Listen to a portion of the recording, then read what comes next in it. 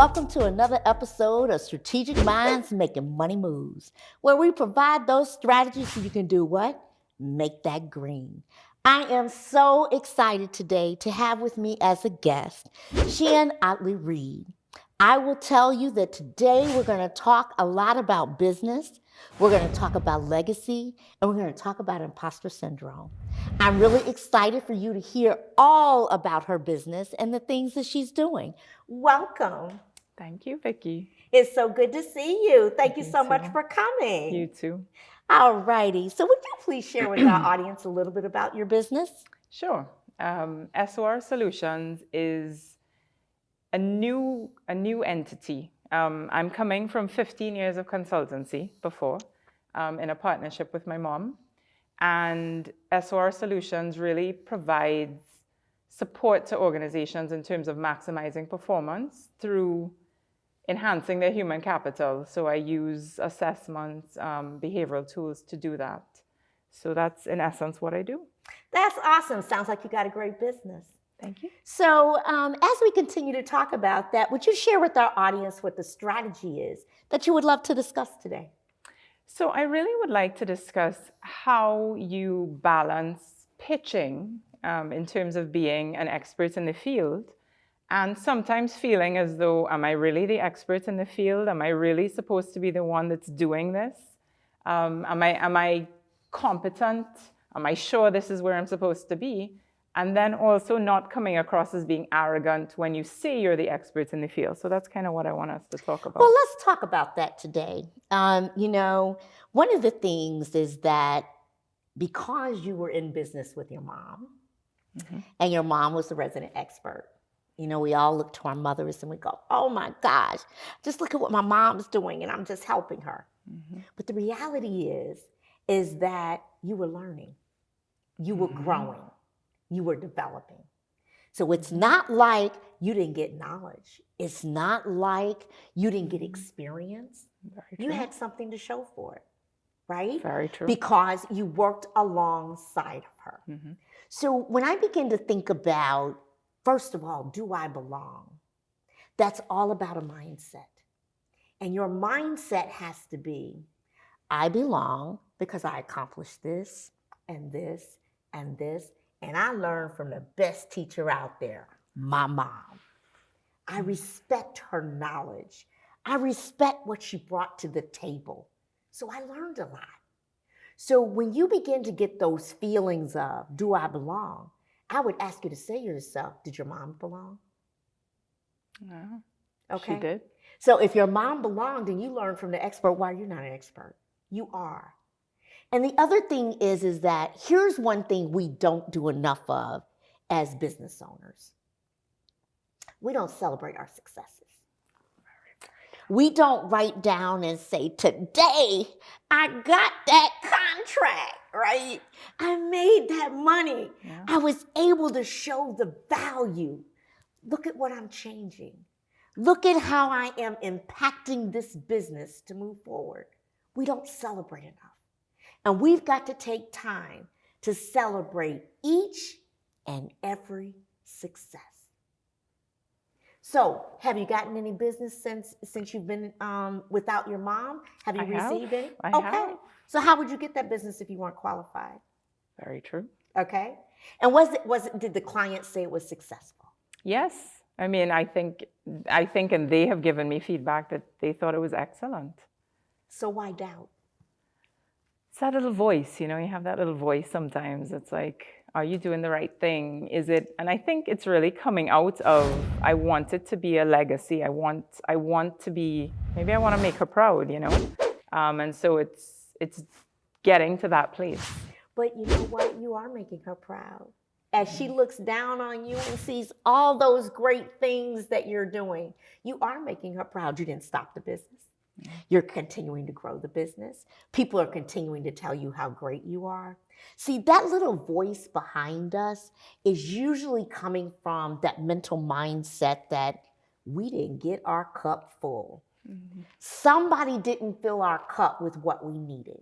Whether that was we were looking for something from a client to say, you did really good at this, or we were looking for a client to give us insights. Something was missing that we didn't get in our cup. And I encourage you, find that filler of that cup with you.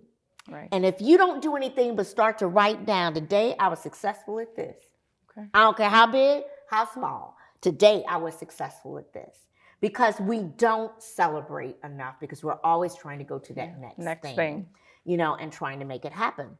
The other thing that I think happens when we start to talk about selling, right? Now, I'll be the first one to tell you, I've been in business for 11 years, and I hate to sell. Absolutely hate to sell. When people say to me, oh, you need to go sell, I don't sell. I don't know nothing about that. I just don't sell. And why did I say that? Because I didn't want to be that person. Every time somebody saw me, they were like, okay, she's trying to sell for her business. She's trying to get some more business. So I didn't want to be that person because of my own mental picture of what selling was. And then someone said to me, don't sell, tell a story. I said, tell a story. Okay, let me tell you the story. The beginning, the middle, and the end. And the essence of that story is that in the end, something came out of it, right? So let's tell a story. Let's have a conversation and tell a story.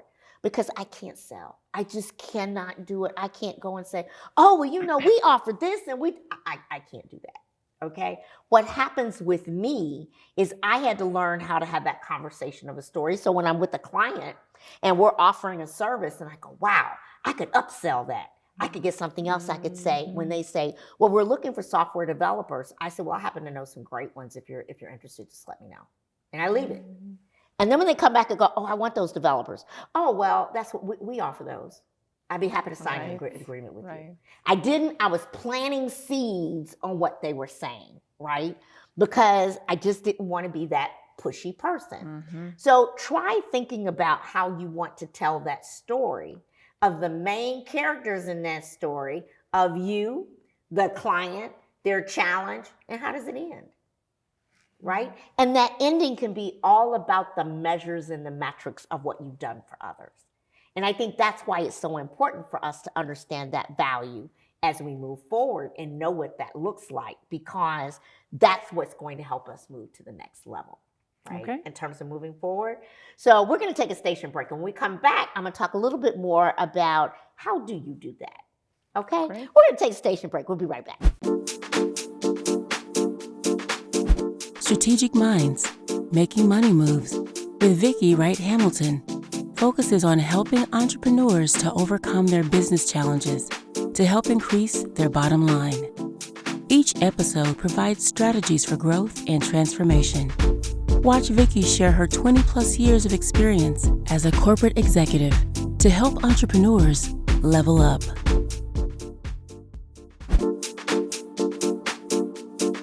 Welcome back. As we were talking beforehand, really trying to find our place and our spot and really believing that we deserve to be there. It's really about that value. And it's really about telling that story of that value. Now, you mentioned that you do assessments.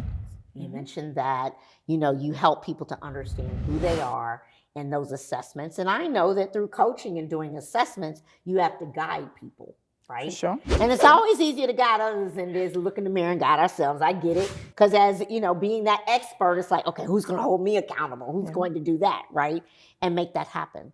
And one of the things that I'd like to offer to you when you are really trying to look at putting things together is any client you go to, the industry, their person, their purpose, and who their customers are. Any client you go to. Okay. I know that there's no client that you can work with because of who you're going into. You don't know those three things. Right. Yeah. So the essence is that as you know those three things, what are some of the top issues that they're dealing with that you can then say, I can plug that gap for you. I can help you with that. Right. And it's kind of like, it's easier when we get an RFP because they're telling us the problem, right? Agreed. They're saying, okay, here's a request for a proposal. Here's what we're trying to solve. Go and solve it for us. So it's a little easier because we're addressing that particular issue. What's hard is when they're not looking for a request for a proposal, but you're trying to engage them in order to sell. Definitely. Right? In terms of making it happen. And I know that when we do that, we talk about not being pushy. oh, I don't want people to think I'm just after them and blah, blah, blah, blah. Well, there's a couple of secrets that I learned a long time ago, and they actually became reality because I was sitting on the other side where people were trying to sell to me. Mm-hmm. The best day to call me about talking about value add and doing anything is a Friday. Why is that? Because Fridays, I'm not trying to rush to the meeting. I'm not trying to get things done. I'm not feeling like I'm under pressure. I'm getting ready for the weekend, right? I'm getting ready for that pleasure time. So my attitude and perspectives might be a little bit different. I might be willing to give you a little bit more. I like that. Okay? So you call on Fridays. You call on Fridays and say, look, I just want, I saw that this was an issue. I'd love to have an opportunity, to talk to you about it. And just wanted to put out there if there's anything that I can do to help to assist you, please let me know. I'm open to that, right? So that can be helpful on Fridays. I never call on a Monday. It's the busiest day of the week. Right. And everybody's like, I am bogged down. I don't have time for this, etc. Right? The other thing that you can do so it doesn't feel pushy is listen to them tell their own story. So if you listen to a CEO talk about their company, or you listen to their quarterly reports or their annual reports or whatever, we'd be surprised how much information comes out that gives us the clue as to what the challenges are. So, making sure that we're in tune to that organization, right? Listening intently. Exactly. Mm-hmm. And reading their annual report. What's it saying? And are they saying they're trying to grow individuals?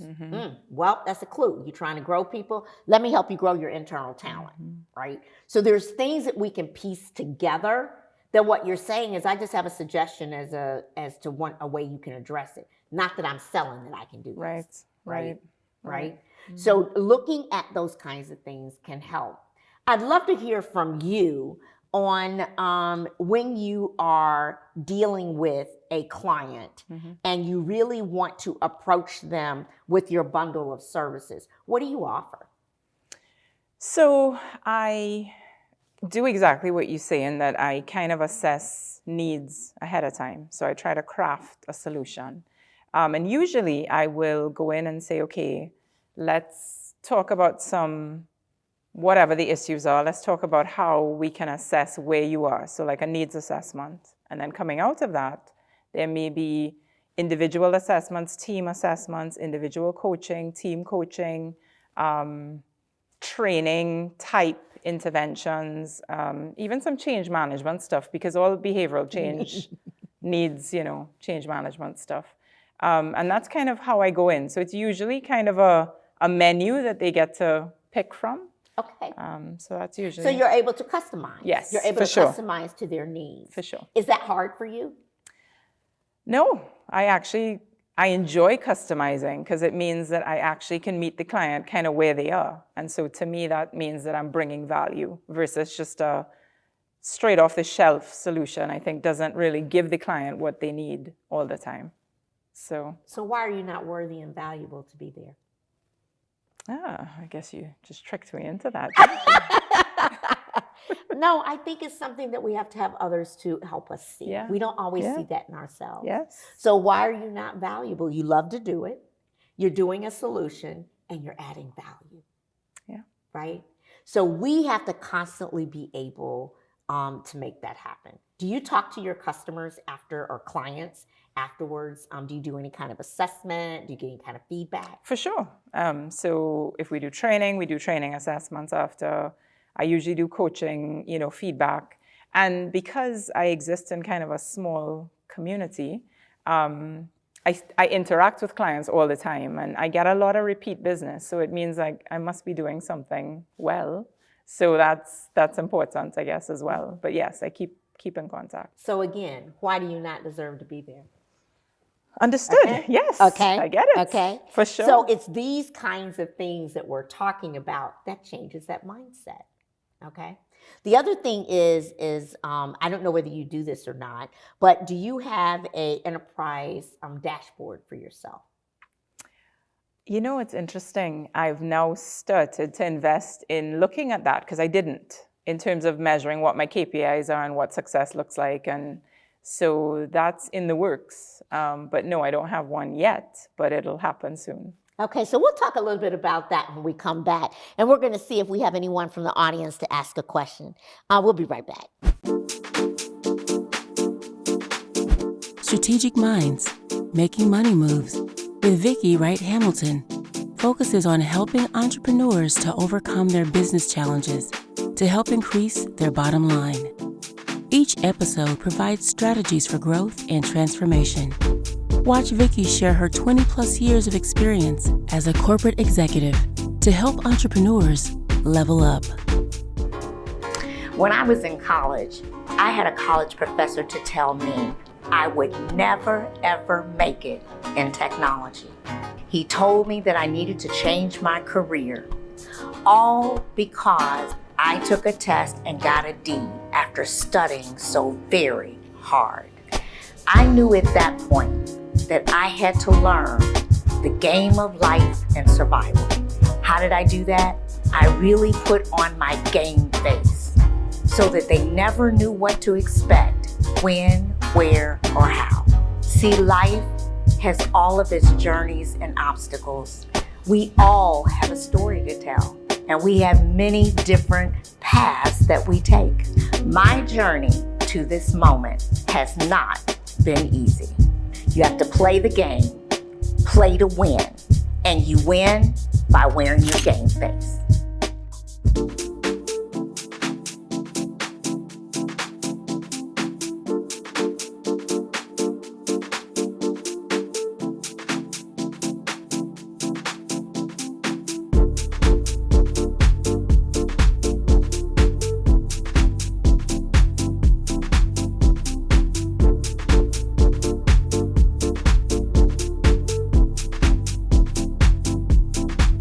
Welcome back.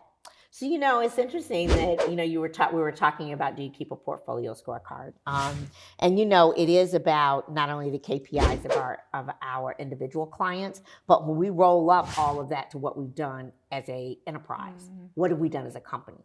And it's no different than what any company does when they do their annual report. They talk about how much more revenue they made. They talk about what programs they have.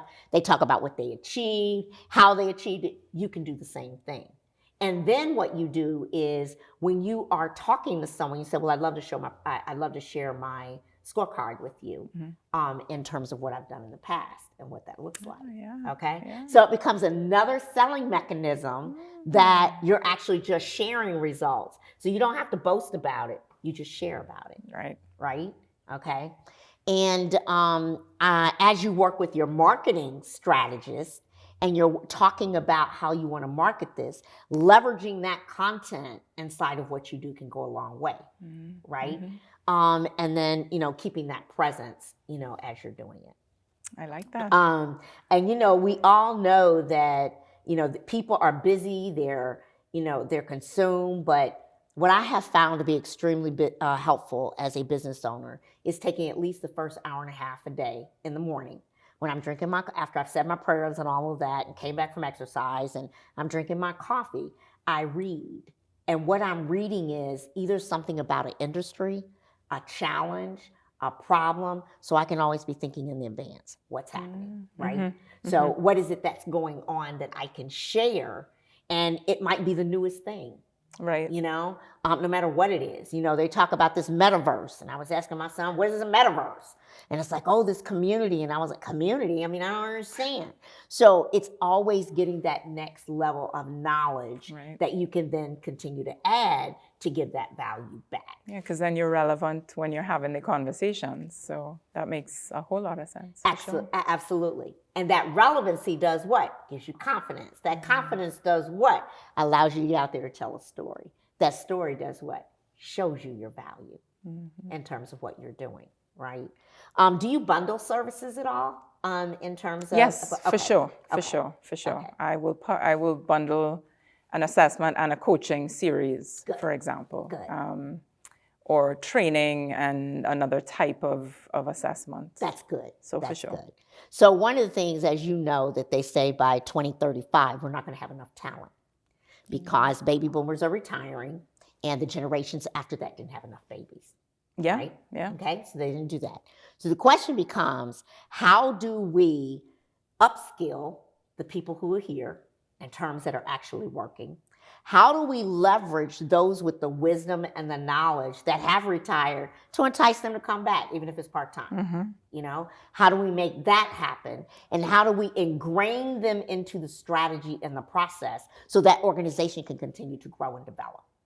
And so these are things that as you're beginning to do this and you're thinking about other assessments, don't forget about, and I know you talk about this a lot, but that generational aspect. I was going to say, how to get them to communicate with each other and work together for sure is but important. Keeping them in the workforce, yeah. Right? It's one thing inside, but getting them inside is another thing. And that's what's going to drive us so much to technology taking over, right? Because if we don't have the people to do the work, somebody got to do the work. It has to get done. And so you have all of these people looking at automations and looking at technology. How can I make this faster and easier and make it check itself, et cetera? I mean, think about it. We got cars driving themselves, right? Yeah. So what's the driver's license really going to look like in 10 years? What is that going to look like? Because we have cars driving themselves. We have, we have deliveries being made by robots. Or drones. Right? Or drones. Exactly. So thinking about those things and thinking about how do I help with that skilling and that development and that training and those decision making that has to happen because we're talking about a new era. Which you mentioned before, which is the bottom line, change. Something we'll never get away from. For sure. Change. Let's see if we have a question from the audience. Hi. So I'm Nika with the Wifey Rehab, and I want to know, with imposter syndrome, what do you credit your success to? So sometimes I really credit my success to luck, which really devalues all of the things I bring to the table. So that's sometimes the voice, maybe I just got lucky this time. Maybe this was just, I was in the right place at the right time. So sometimes that's what you credit yourself with. So I have to kind of balance that with, no, I actually brought value and I'm the right person to do this. So that's kind of what I do sometimes. How do you tell that voice that when you listen to that voice and you say, oh, I was just lucky? How do you counterbalance that? What do you do? So I've actually named the voice and I speak to the voice and say, okay, I'm not listening because these are all of the things that I've done to get me to this place. And like you've said, I tend to look at past successes and say, well, I couldn't have been lucky all of these times or else I should be hitting the lotto. So I think that's what I've done. Does it help you to name that voice? For sure. For sure. Sometimes, like, go away. So, Talking to that voice and telling them enough is enough, right? Letting them see and say that, you can say all you want to say, but I can see what I can really do. Exactly. And so I want to encourage you that you have the business, you have the knowledge, you have the experience. And, as you begin to celebrate these successes, and as we talked about several examples, you added value. And I think that we have to begin to talk to ourselves about that value that we're adding versus talk to ourselves about luck, et cetera. Continue to talk to that voice and tell that voice, there's no place up here for you. I don't have any space for you today, right? And really begin to celebrate and own that because you have a wonderful business and you're doing extremely well. And you may be in a small community, but nothing stops you from going global. For sure. Right? Because you have the opportunity to do that. And we just have to get in spaces to do that. Would you all join me in thanking my guest, Shin, for being here today?